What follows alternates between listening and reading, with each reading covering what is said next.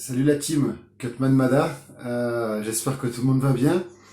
L'été est arrivé, donc ça fait beaucoup de bien, avec une accélération des galas en période estivale, donc c'est super cool. Je vous cacherai pas que je suis très content puisque les galas s'enchaînent.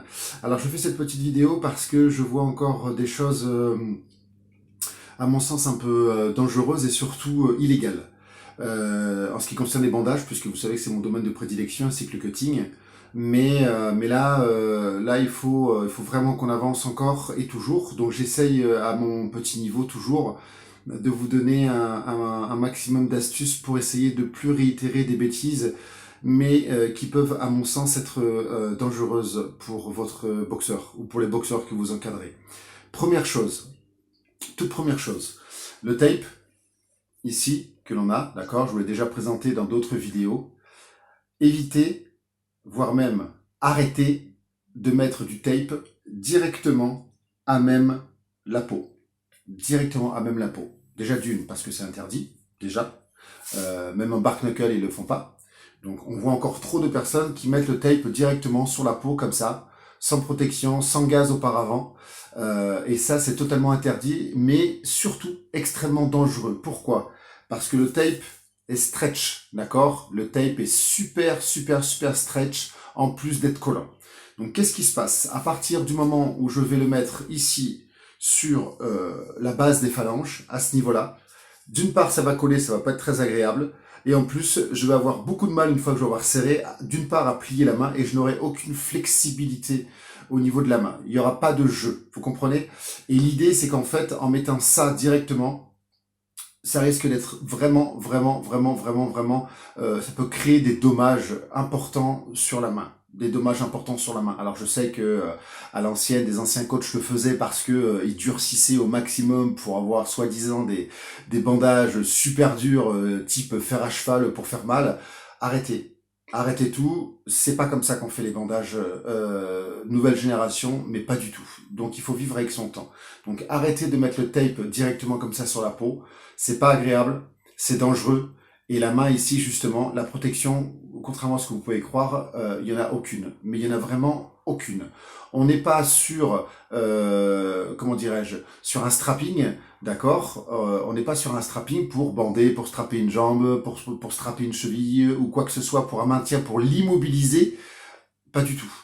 Pas du tout. Donc vous allez créer beaucoup plus de dommages qu'autre chose. Donc arrêtez, s'il vous plaît, de mettre le strap collant directement à même la peau. Ça, c'était la première chose. La deuxième chose, ici, nous avons des pads. Donc ça, ce sont les miens, d'accord ? Ce sont les miens personnels, chacun a le sien, il n'y a aucun problème là-dessus, chacun a le sien. Sachez que il faut éviter de mettre les pads n'importe comment. Quand vous avez des pads comme ça, donc je rappelle que les pads, ce sont ici des épaisseurs qui servent à protéger toute la zone de frappe qu'il y a ici, d'accord ? Lorsque vous découpez votre pad ou que vous la mettez, en règle générale, on met tous un peu du tout et du n'importe quoi, des compresses, des choses comme ça, pas de problème. Par contre, important, utilisez la largeur de la main, voire même, à mon sens, plus. C'est-à-dire que si la main est relativement large comme la mienne, donc on demande au boxeur d'écarter toujours le doigt, ne mettez pas un pad qui est tout petit et qui s'arrête là, juste à la limite. Vous voyez, ici, juste à la limite. Non. Dépassez. N'hésitez pas à dépasser, d'accord ? De façon à ce que quand je plie le poing, ici, je me retrouve vraiment avec un pad, ici, qui dépasse. Donc celui-ci, il a un poil long, je peux légèrement le couper comme ça. Là, voilà. Là, j'ai un pad qui dépasse de chaque côté. On voit bien ici. Et là, c'est bien.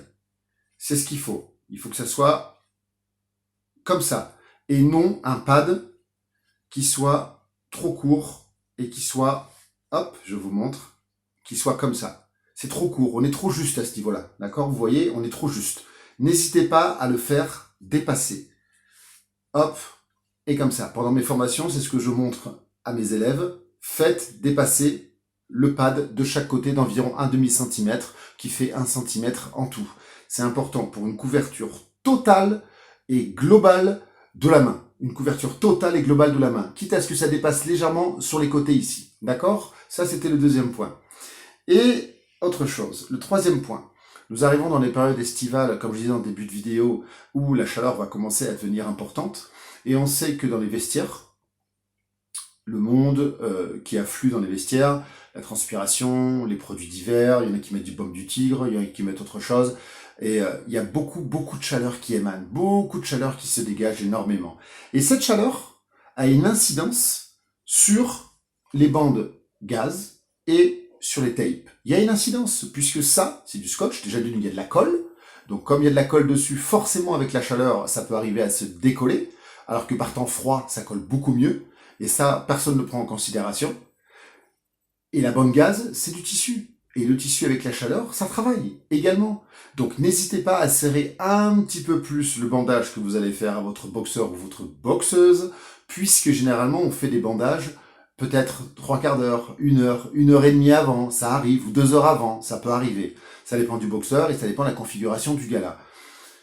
N'hésitez pas à serrer un petit peu plus, c'est ce que je dis toujours, parce que avec le temps, la chaleur, la transpiration, le tape va se décoller, la bande gaz va se décoller, donc le bandage en général va être beaucoup moins efficace.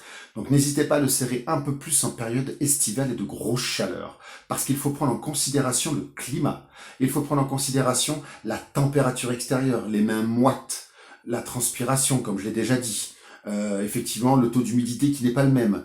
Et ça, il y a une incidence fondamentale sur le matériel qu'on utilise. Et même si c'est du très bon matériel, il y a une incidence dessus et c'est normal.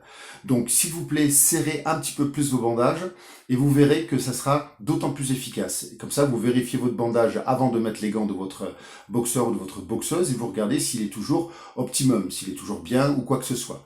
Quand je dis serrer son bandage, c'est pas serrer comme un fou.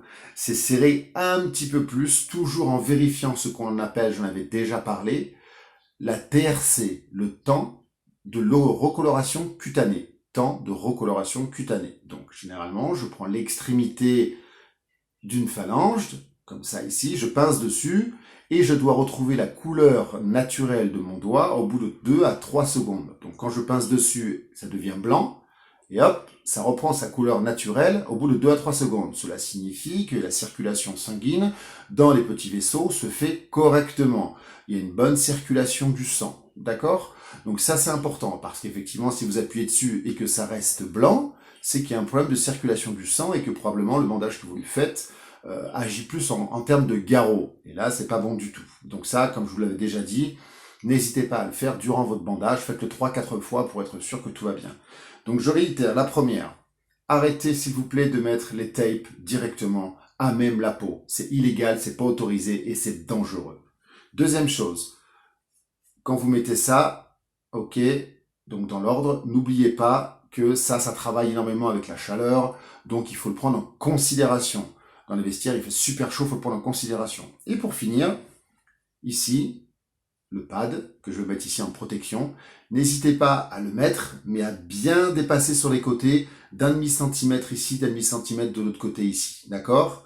d'1,5 cm ici, d'1,5 cm ici. Ça fait 1 centimètre en tout. Vous prenez une marge et vous verrez que ça sera beaucoup plus confortable et surtout aussi beaucoup plus joli esthétiquement parlant, mais surtout beaucoup plus confortable en termes de protection aussi, d'accord?